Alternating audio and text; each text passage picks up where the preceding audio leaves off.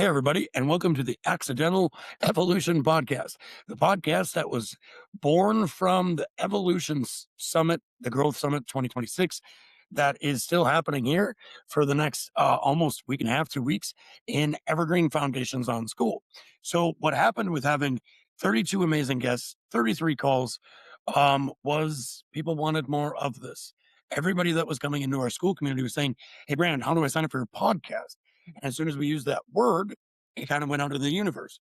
And then one night I went to sleep at 9 o'clock, 10 o'clock in central Chicago time here in the USA. And I woke up and I'm on Spotify as a podcast called Evolution Podcast with beautiful graphics and about 17 episodes because my amazing partner and guide here in Evergreen Foundations, Dinka Salvador, worked her magic and we became podcasters. So now, with our second iteration, we're going to 60 minutes for our weekly recordings of the Evolution Podcast that was born from the summit. Last week, we had an amazing start with Susan Andrian, and today is no different. One of our amazing guests, Great White North Canadian Sharese Gueret joins us. Hey, Sharese, how are you? I'm doing good. Thanks for having me here. And I love the special guest. Who's the cat?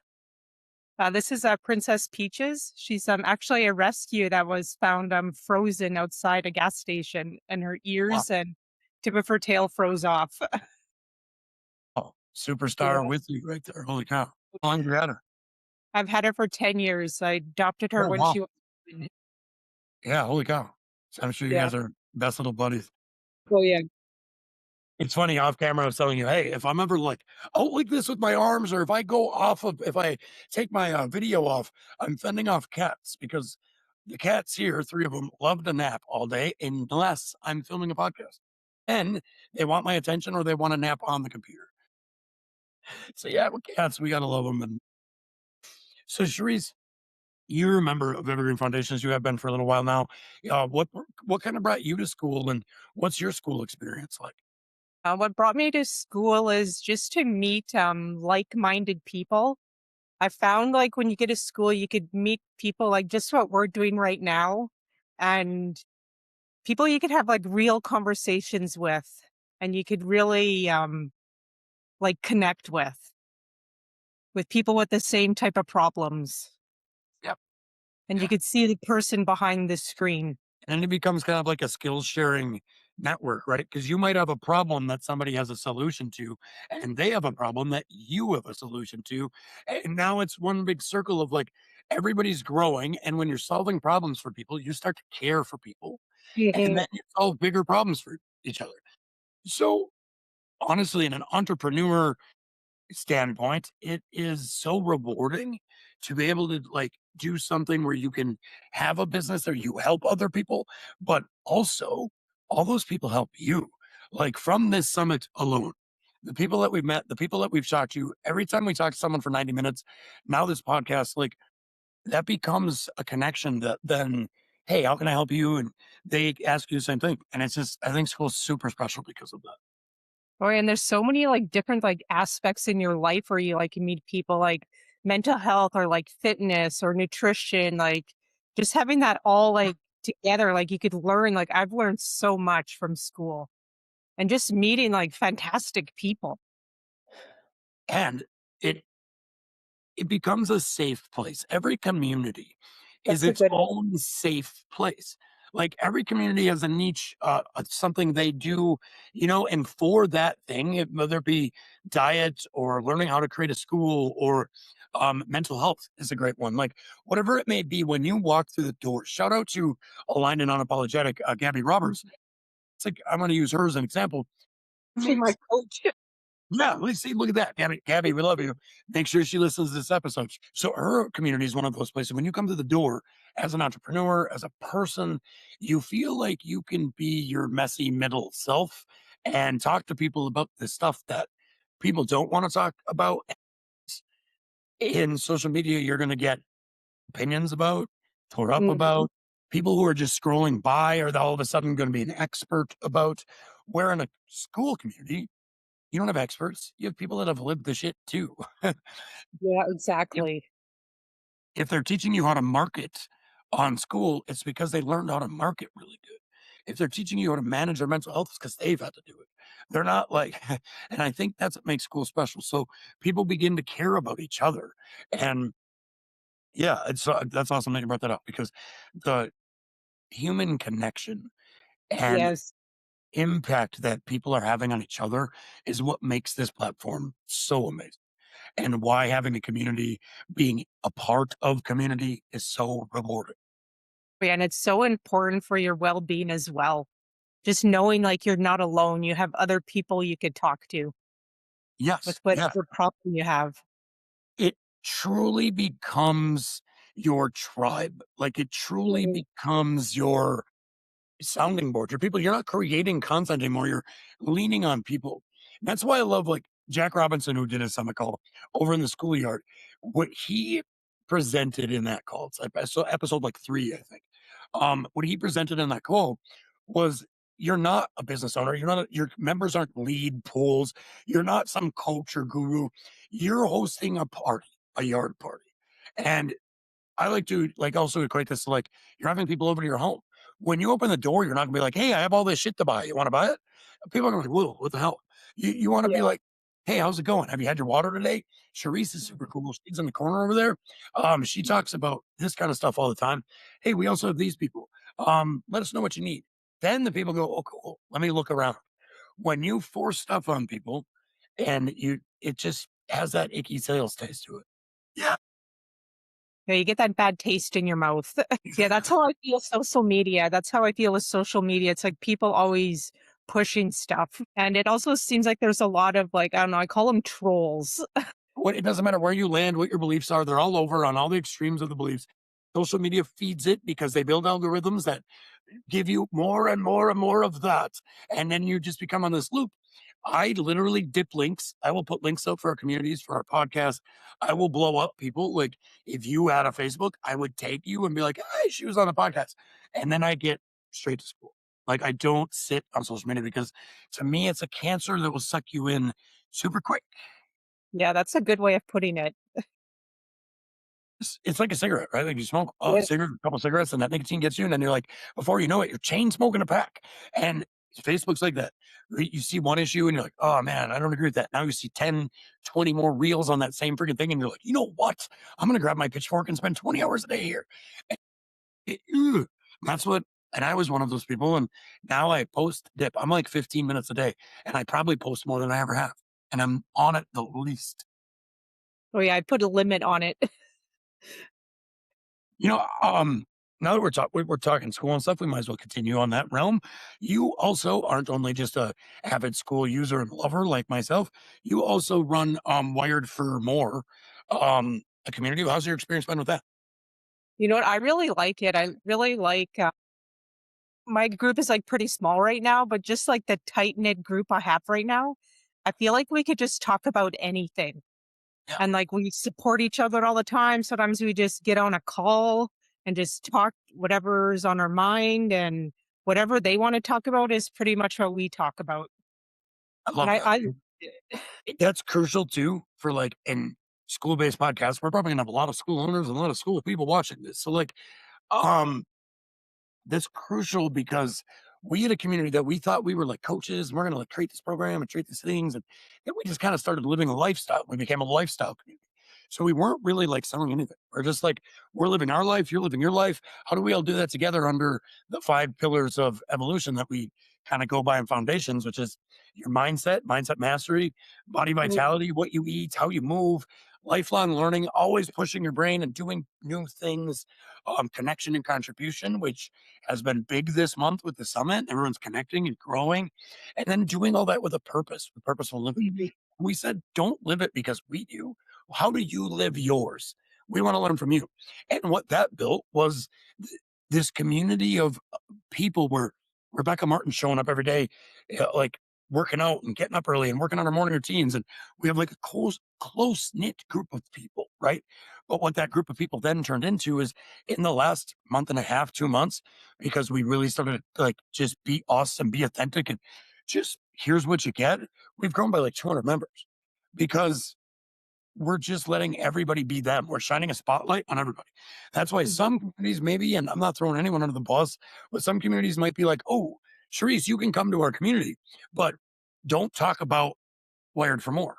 Don't talk Yeah. about it. Don't say anything about it. Don't, you can come here and talk, be you, but don't be all of you because we want these people to only know about our stuff.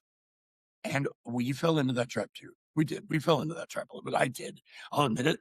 But opening those eyes and going, you know what? It doesn't take all this planning and working and structuring and shit. We threw together this event and the podcast is with an idea and like, hey, let's do this. Oh, cool. 30 people want to? I guess we're doing this. And like, it wasn't like, how do we get people to believe us and listen to us? It just didn't happen that Mhm.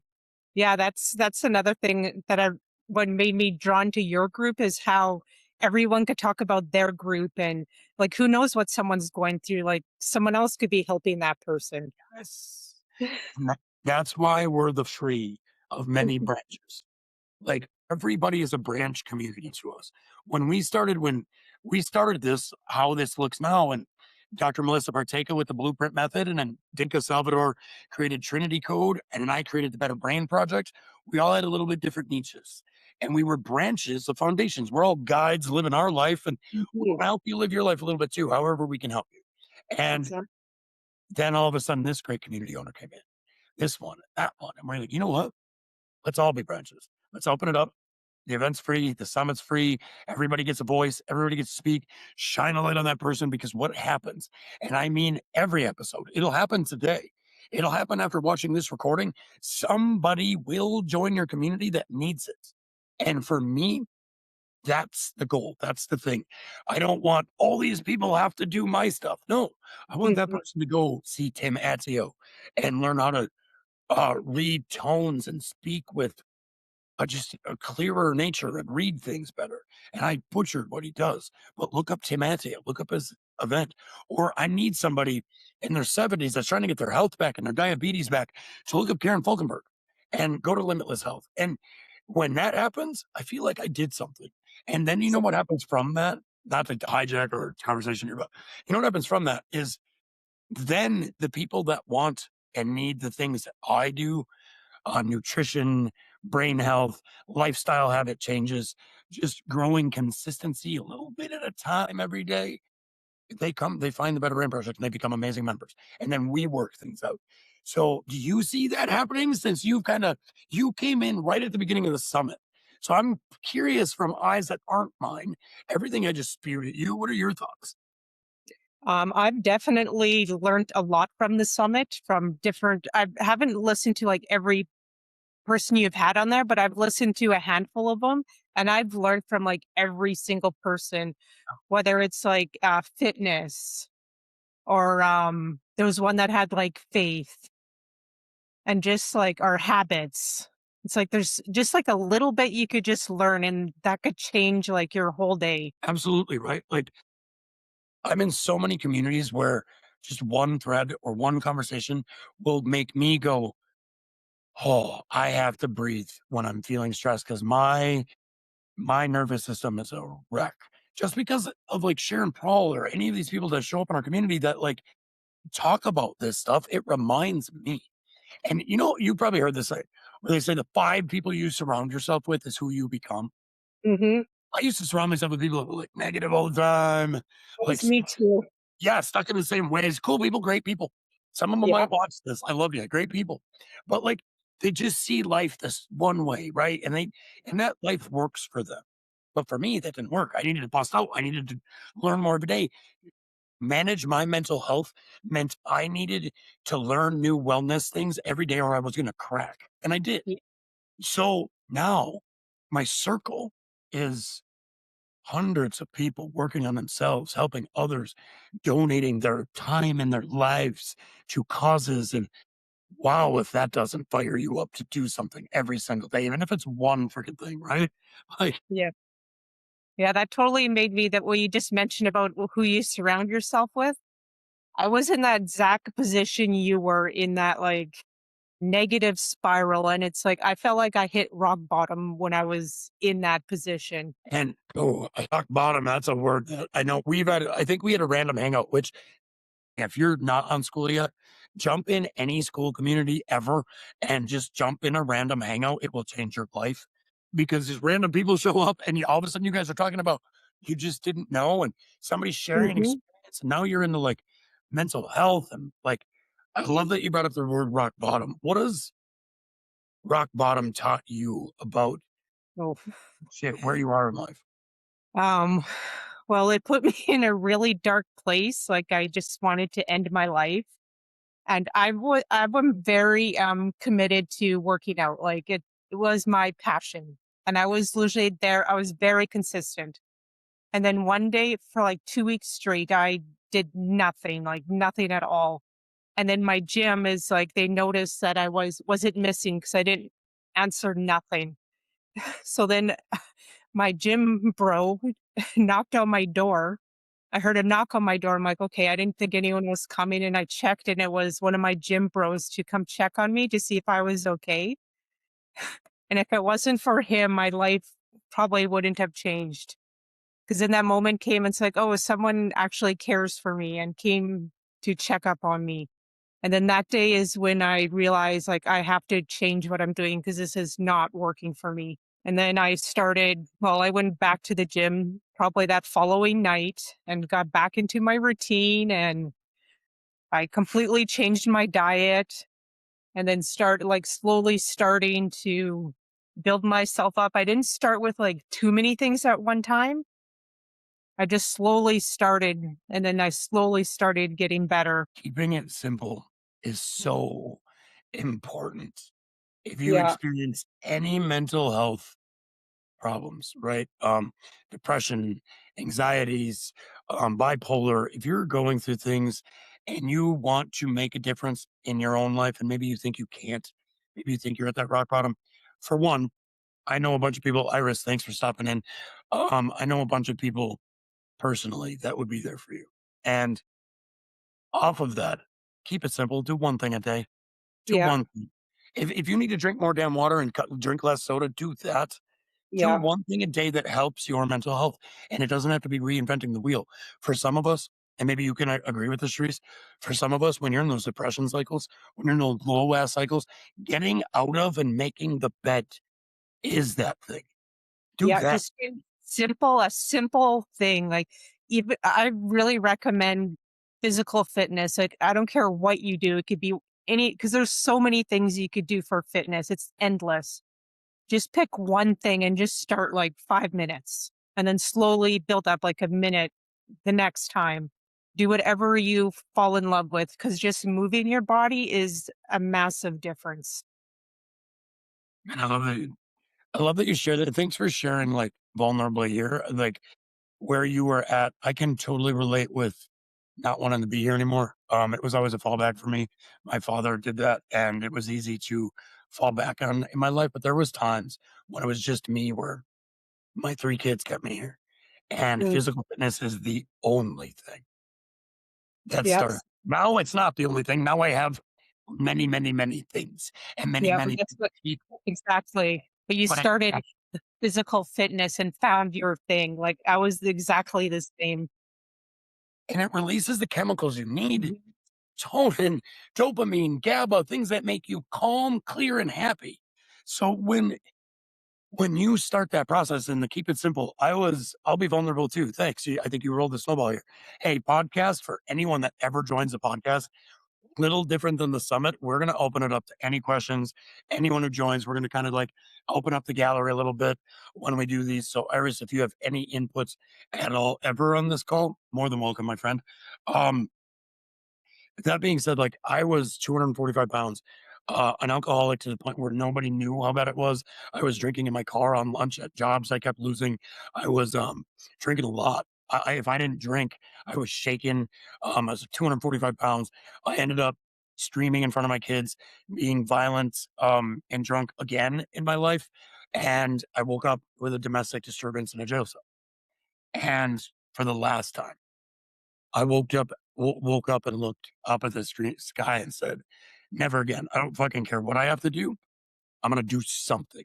I'm either dead doing it myself or in prison at this point."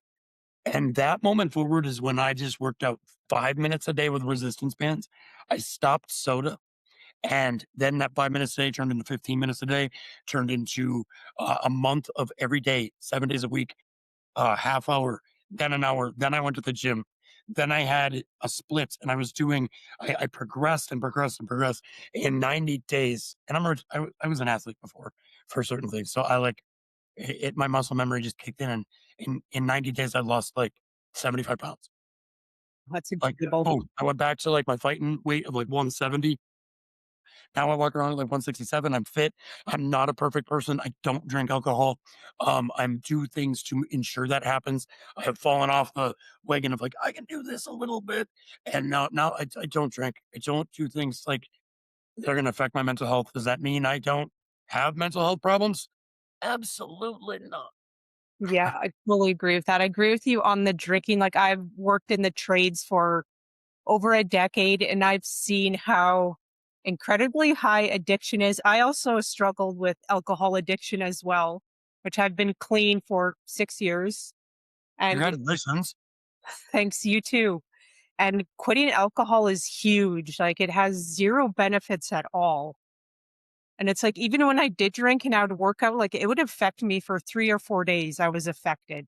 It's like you have brain fog, your joints hurt, you're in like a negative spiral, your head hurts. It changed. Yeah. Oh, yeah. And it changes who you are. It Oh, it changes how does. you react. It changes how you think about things. And I'm not a perfect person with this. I'm not trying to be preachy. I'm not trying to be don't drink alcohol, but the more that I mean, you're in Better Brain Project. Thank you for being a brainiac. Iris, thank you for being a brainiac. Brain health is important to me because I suffered a lot of brain Mhm, injuries. I was an addict on many things in life. Alcohol was a really, really bad one. I've destroyed my brain. And I thought it was always going to be that way until I mhm, learned I can have a better brain by the mhm. tiny actions. No sugar, um, working out. I call the gym the monsters playground for a reason. It's my Yeah, mental health medicine. It's my medicine. And I yeah, don't even me know too. something saying that I'm going on. The point is like when we start realizing that we can improve our own mental health, it makes our life that much more livable. And Well, when we and maybe you can agree with this, I'm gonna let you shut me up for a minute, is like maybe instead of looking at ourselves as failures all the time and looking at ourselves that life sucks and that life there is no better because instantly we are going to feed those thoughts. We start working out, we start doing things that we're proud of, we start living a life that's livable and mm, we want to be here. Do you agree with that? no, I totally agree with you. I also want to say another thing. Like I have nothing against alcohol. Like it's okay to drink once in a while if that's what you do, but it's the drinking the every day that has to change. 'Cause I've seen it, like, I've seen a lot of bad things happen with alcohol since I was a kid, and I've even been in, like, terrible relationships where alcohol was an issue, and it Is it it does affect. Yeah, and it turns you into that negative spiral. and you never But know when the grenade can go off when that thing can exactly, happen. you're just throwing money out the window. Same Yeah, with, like, yeah, one thing is when you do whatever fitness routine you do is always think of it as like, "Oh, I get to work out." Or it's like when I'm struggling at the gym, it's like I'll tell myself in my head, I am strong. I am strong. Instead of going to the gym saying, oh, I have to do this because it's going to make your workout that much harder. And yeah, also, having a friend really helps. Like I have a fitness buddy, or sometimes a group of us go together and it's more motivational when you have someone kind of competing with yeah. that's going to push you is very helpful. And I think that's why now I'm addicted to community because now I have Mhm. people that push me in like 50 different areas of life. And just by listening to them, just by watching them show up. And that is addiction in itself. Because Yeah. again, yeah, if you can, like, I'm not demonizing you if you drink alcohol, but learning how much damage it does to the brain scared the daylights Yeah, exactly. And out like you of said, it changes you.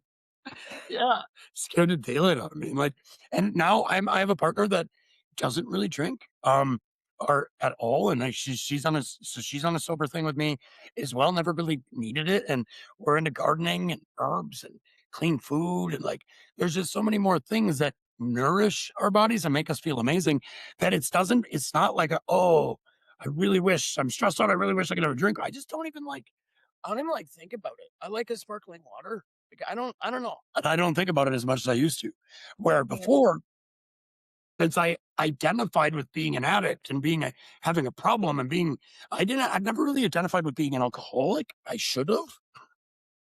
I never really did though. But like, even now, I want to identify as a person that does a bunch of other stuff. So I Mhm. don't want to drink. When I identified as an alcoholic or a person that had a problem, I kind of wanted to. Yeah, And exactly. yeah, you know what I mean? I kinda wanted to drink more because I was telling myself I had a problem. So what fixes the problem? Well, you drink, and you don't have to worry about the problem anymore. So Yeah, taking it exactly. away as a problem is what helped me. Yeah, yeah, admitting that you have a problem. And even if you do have that problem where you drink every day, just like slowly like cut back every day, like and replace it with like something more healthy. Like instead that you think, I want to drink, go for a walk. Just replace it with a healthy habit. Absolutely, and those because healthy habits compound over time, and then all of a sudden, look at you. Like, I was never a morning person. I would get up 5 minutes before work, run out the door, be late, be stressed, smoking cigarettes, energy drinks all day. I still have a little doing good on caffeine detox right now, but, like, I uh, I just run out the door like crazy, and I was like, I when I started this business a couple years ago, I was like, "Well, I gotta make some changes," and it was before that I did this, but I read this book by Hal Elrod called The Miracle Morning. And I was like, I want to get up at 4 o'clock in the morning and just start my day and do all this stuff. But I couldn't do that right away. So I'd get up like 5 minutes earlier and then 10 minutes earlier and then an hour earlier. And then now I'm a crazy person that gets up way too early for anybody in my circle uh, at like 4 or 5 o'clock in the morning. And I like to start my routines at 6. But that didn't happen overnight.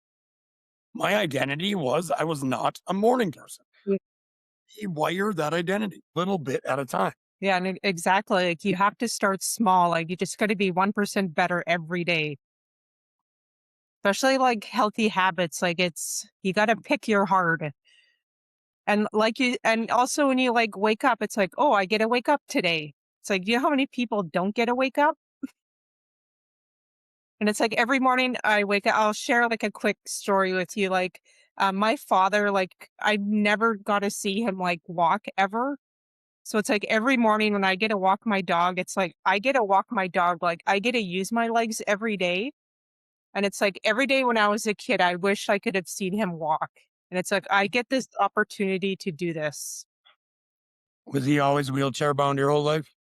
Yeah, he had, like, a rare disease where didn't really have, like, function of his legs and had very poor, like, motor skills. So I'm kind of reacting because um I can totally relate to this a lot. It resonates with me completely. Like every step you take is kind of like symbolically in your heart for your father, right?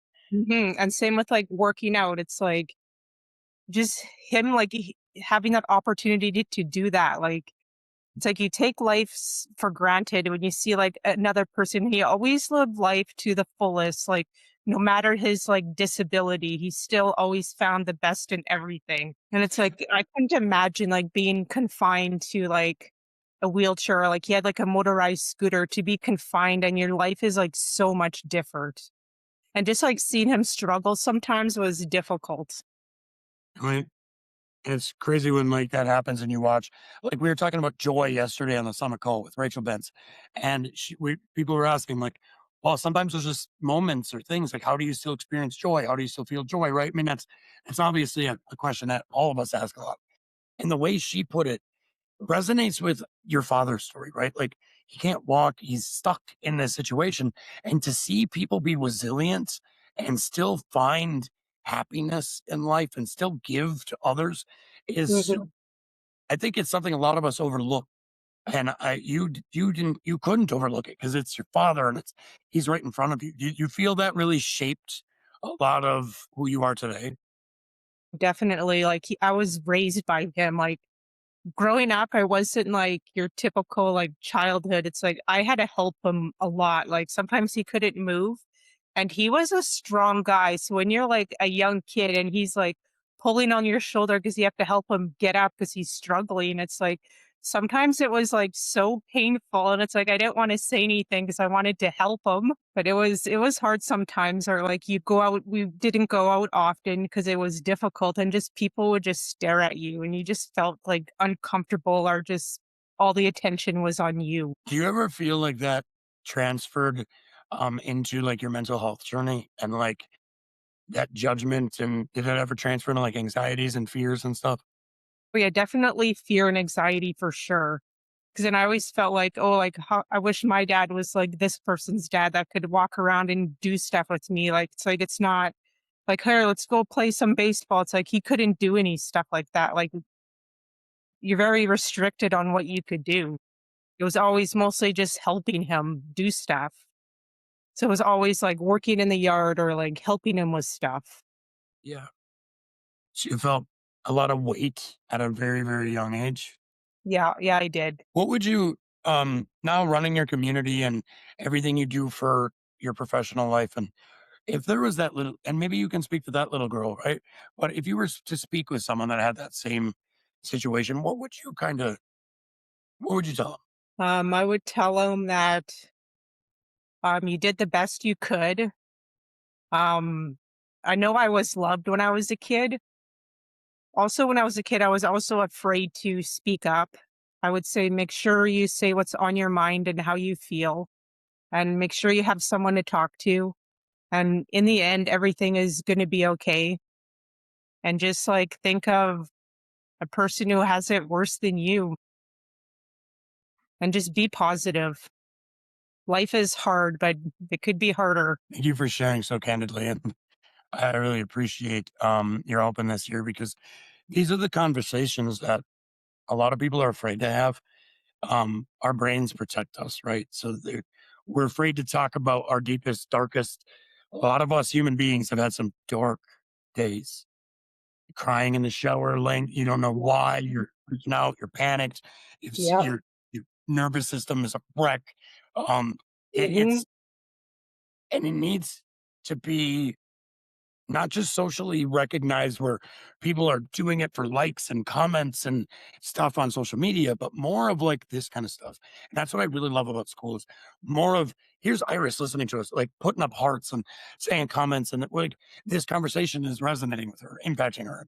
Iris, you are more than welcome to jump off and jump in anytime. I love your perspectives, but um, and anyone watching this on recording is going to get something from this conversation. And you don't get that scrolling by and arguing with people because you want your diagnosis to be seen or Hmm. stuff like that. I see that, and I'm not to trigger or call anyone out, but I see that too much. That's the social media culture. And I don't believe that's a school culture. I believe the culture in school is this: me and you having a conversation about mental health, and you knowing the scary shit you're gonna open up about could help a few people. Is that how you feel too? Oh yeah, that's how I feel. Like I feel like I've struggled with mental health like probably since early teens is when I've really struggled with it. Yeah, And I it's found out.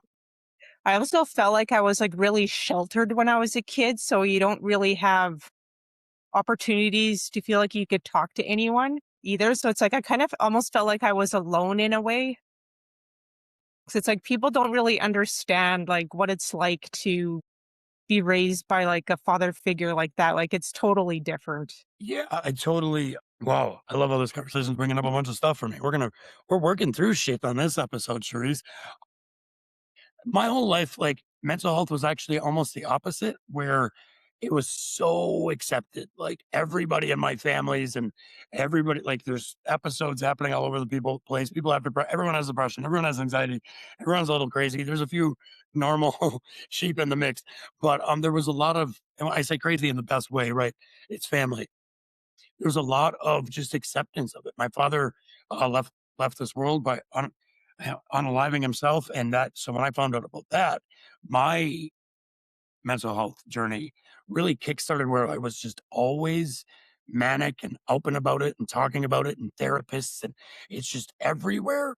I didn't. really understand that. I don't even know what I'm trying to say.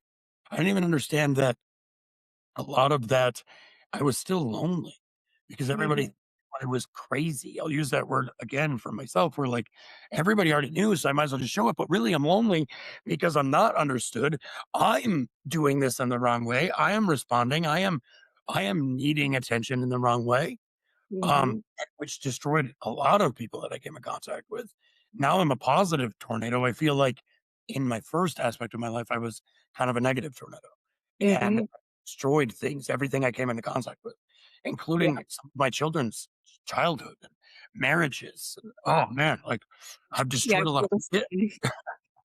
I could totally relate to that. Yeah, see, and that's the ugly side of mental health stuff is sometimes we feel it's just we're allowed to do it because we have a problem. We have Yeah. a I'm bipolar, I'm allowed to be freaking crazy. Ah, and that was I lived that for a decade. Yeah, I really did, maybe longer, to 30 years, maybe, I don't know. I lived that, right? I actually have, though you mentioned bipolar, I actually have a daughter that suffers from bipolar as well. And like seeing your kid go through that is very hard because you almost feel, I did say almost feel, you feel kind of hopeless because you can't help them.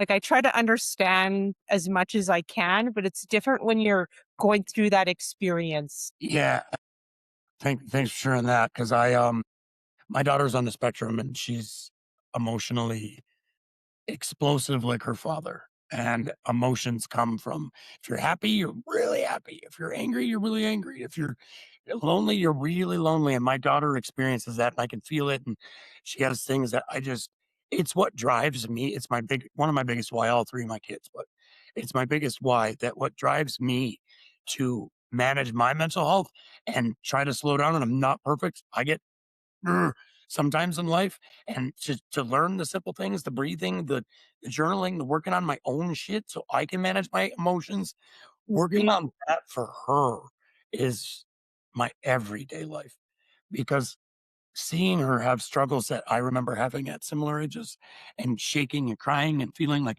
nobody understands you and I hate myself, and she'll say that sometimes. And, oh man, it breaks my heart. It Well, does. it's hard. Yeah.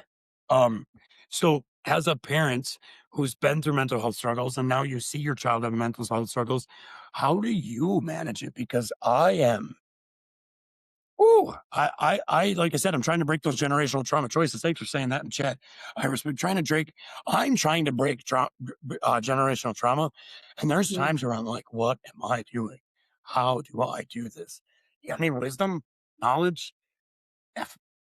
I would say a person that's going through mental health is like, if they're going through a hard time, just let them talk and just let them vent and just like be there for them. Like just listen. And like, that's pretty much what I would say. And just try to make sure they get the help that they need and they have the resources and make sure they have someone to talk to. Mm, A therapist is best. Like my daughter had extensive therapy. Like she was in the hospital for, I don't know, almost a year of extensive therapy where I didn't really see her during that time. And she's tried to take her life like a few times already. And when you hear that, it's like, it's so heartbreaking. yeah. 'Cause I remember when I was like her age and I had those exact same thoughts. Yeah. Honestly, I don't talk about this on social media much. I don't talk about it in our communities much, but one of the most rewarding aspects that I do since I became a mentor, I'm kind of running away from the word coach these days. Since I've really started mentoring people in many aspects, is I work with some teenagers that are friggin' incredible, that have changed my life, that I have the same struggles that I had when I was 13, 14, 15, 16, high school, like and working with those kids and being able to go, "Man, you are not weird for having those thoughts. You're not Mm, weird for not wanting to be here." Like, you listening, understanding, giving them somebody that goes, "Yeah, I'm an adult, but I was that kid, and, mhm. sometimes I'm still that kid." And so now every day I have to make choices in my life so I don't blow up, react poorly, make poor decisions, rely on addictions, fall into a uh, victim mentality. Like Mhm. if I don't work at it every day, I'm right there too. And doing that has been the most rewarding aspect of my life. And being able Exactly. to now, it's harder with your own kids. I have a teenager. It's harder with your own Yeah. kids. I have a teenager, and I think he's listening sometimes. I've had some conversations with him recently that show me he is, but and he's such a smart, great kid. But he battles anxiety. He battles things that some generational traumas that I sprinkled onto him. So sorry, buddy, but I'm also just learning how to break them up. So I'll teach you. And that's all we can do is it's not your fault. And it's not your parents' fault. And it's not even their parents' fault. It's habits and things that got ingrained in brains. That like this is such it can be brought to neuroscience every time. Mhm. Like it's not just your fault. It's neuroscience. You were 40 years of habits got dropped onto your lap. And when we're at ages 0 to 6, we are in a constant state theta state. We are in that constant flow theta state from the ages of 0 to 6. Everything we hear, see, touch, taste, feel becomes an ingrained neuropathic habit. After that, you have to relearn them, you have to retrain them, you have to everything you learn, you develop the habits. So again, it's not your parents' fault. It's not your fault. But these things were passed to you. And sometimes maybe it was your parents' fault. Maybe you're saying, you know what, Brandon, maybe it was. But it's not your fault that you develop those habits Mhm. because they become habits. Now, if you're watching this and you're going, holy shit, he's right. What awareness can you put to create new habits? Just like Sharese said, and I'll have her reiterate simple habits that break generational trauma. Sharice, one thing you didn't say earlier is I joined a gym and started working out 7 days a week, 4 hours a day, and it changed my life. That's you didn't say that. No. Yeah, don't do that. Small, Yes. tiny habits. Yeah, exactly. Yeah, start very small because 'cause you'll just overwhelm yourself. Yeah, small, tiny habits is all it takes. Like if you were at a crossroads and you're like, I don't know what to do with my mental health, the way I show up every day, I'm depressed, I'm anxious, like I can't do this, I'm not enjoying life. Don't try to sit down and schedule and plan and figure out which diet and which nutrition plan. Pick one Exactly. habit that day that you show up with. And after fitness, what do you think was the second habit? What was that second thing you're like, oh, this helps my mental health too? Drinking water helps. Also, I would say meditation. Start slow with meditation as well. Like start with 1 minute. That's because you need to calm your mind. It'll help with overthinking, anxiety. Like I find when I'm like really anxious or have like anger built up, which is something I really work on a lot, is as soon as you just like stop and just take a deep breath and like hold it in and like let it out. Keep doing that till you feel like you're in a calm state. Doesn't sell. I think I want to do a series on Yeah, I think I want to do a series on Better Brain Project about this. I love these light bulb moments that happen live on school type podcasts because we're all creators. Um, you're oh, I'm having one of those moments now that I created and I had a light bulb moment. Now I'm having one of those moments where I'm having a brain fart moment. Um, but when you want to get your life back in order with anything, so simple. mm, Simple doesn't sell. Brandon's back on track. There's his brain. That's how it works. Simple doesn't sell. What sells is products, medicines, doctor visits, things like that. And if you need those things, get those things. But mhm, not all of us need those things, and we can prevent ourselves from ever needing those things by sleeping, breathing, drinking water, and moving and mhm, mhm, meditating. Time for our resetting. I'll just say resetting. That's mhm, it. You do one thing in those 5 categories every single day, you are going to avoid something negative in your life. I can almost guarantee it, but that doesn't sell. So they don't promote all of those simple little behaviors. They promote how to fix the symptom that not doing those things creates. Do you agree with that? Oh, I totally agree. It's a Band-Aid fix. And like same with the movement, there's so many options out there. You're gonna find one thing that you're gonna like. Try many different things. And I always love telling people to scale up, like scale up. I like to do a bunch of body weight workouts. I can plank for like 15 minutes and do all kinds of crazy stuff. And I like to go to the gym and lift heavy weights. And I like to run too. And I like to do all kinds of stuff. If you aren't there, you're pre-diabetic, you're overweight, you know you got to make some choices. Your doctor's telling you to make some choices. Don't start by getting a gym membership and going to the gym every day. Start by getting off the couch and taking your dog for a walk every day Yep. for a week. Add You do every time, I did this in the beginning.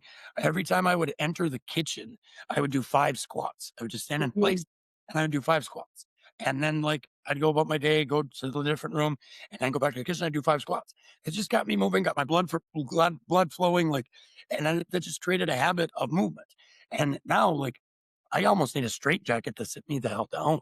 Meditation's the one that I need to struggle with. Yeah. Yeah, meditation is I struggled with that at first. So you gotta start small. Small and no food dyes and processed foods because ADHD is already a thing with my brain. I don't need help.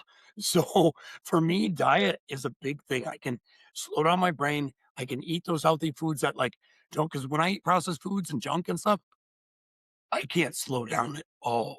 I'm the I'm same wired way. for sound.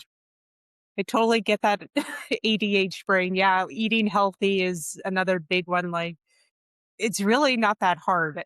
It's like just eat like fresh veggies and like just eat real food. You That's could another find thing. you could find a lot of like simple recipes online for healthy eating. That's another thing that culture creates harder than it is. It does. Eating good food that will be sufficient for what your body, digestive systems, brains need, and the frequency, but that's a whole different episode.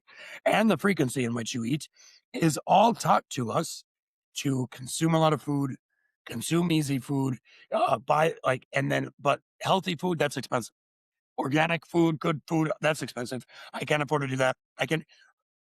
I cook up a little ground beef, little steak, little like grass fed stuff. I eat vegetables. I eat yogurt and stuff. Like it's not, my diet is not expensive. It's not hard. I do an 80-20 lifestyle where 80% of the time, Monday to Friday, I eat as good as I can. 20% of the time on the weekends, 20% of the time, live a little. Hey, as we love to talk about in Evergreen Foundations, have the cake. Like, have the little piece on Saturday and you're not going to feel guilty because most of the time you're fueling your body right. And then our body is a miracle machine. It can regenerate, it can rebuild, it can clean out toxins. But if 80% of your digestive intake is crap processed food, your body cannot keep up anymore. And that's where we're having problems. Yeah, and that also like what you said, like it also affects your brain and like how you feel. Like you have brain fog, you feel sluggish, and you eat all this and you still feel hungry not long after that. It's like you still are allowed to treat yourself, just not all the time. Like I'm the same as you, like 80-20. Like I do eat the stuff that I love, which I shouldn't. But it's like you gotta do that sometimes. Yep. And protein is another huge one. Like eat protein with every meal. Yep. Eat protein with every meal. See, like, again, we're not reinventing the wheel. We're not having a master science class here. Like, these are all breathe, sleep, eat more protein, take care of yourself, rest a little. Like, it's not hard, but it's hard because we have Mhm. habits and we are trained and there's other forces at play, if you ask me. I love how we've like literally done like 7 little mini podcast episodes in one. We've talked food, mental health, deep dark stuff. Like we're like, it's love this. Sharese, we're probably gonna have to schedule another one of these someday. And look at you, were nervous. I know, I know. I can't believe how fast it went. My hands were sweating like 5 minutes before I started, like pacing. I mean, that's the fun. We're not scripting this podcast. We're not. I'll talk to people like, hey, what's a few things you'd love to talk about or you love to talk about? But we don't script it. I am kind of a funny animal when I'm not scripted. Easter eggs galore. Hey, Iris. Um, I We just talk. We're two people that are talking about things we love. School comes up because we love it, and here we are. And then things we've been through. And every person that we've done this with, that flow has been absolutely amazing. And you're right. We are now at like I'm doing an hour for these ones. We are now at that point where it's like, damn, I could have talked for more 2 more hours. Yeah. Yeah, I could have kept talking with you too. I'm like, can't believe how fast it went by. And we have an amazing summit call today. Otherwise, I would keep going. Sharese, thanks so much for being a guest. I think for the Evolution podcast, when Dinka's around and the summit, we always ask the same question. When it's just me, I'm going to turn stuff on its head and I'm going to ask a different question. And I started that with Susan last week. And I'm going to do it again this week. So before we jump off of here, Sharese, what change would you like to see in the world? What change would I like to see in the world? Just be kind to everyone. It's like, you don't know what people are going through. Absolutely love But that. Simple, powerful. Absolutely love that. Guys, Evolution Podcast, Brandon and Kramer, and usually my European friend, Dinka Salvador. Catch her next time and today on the summit.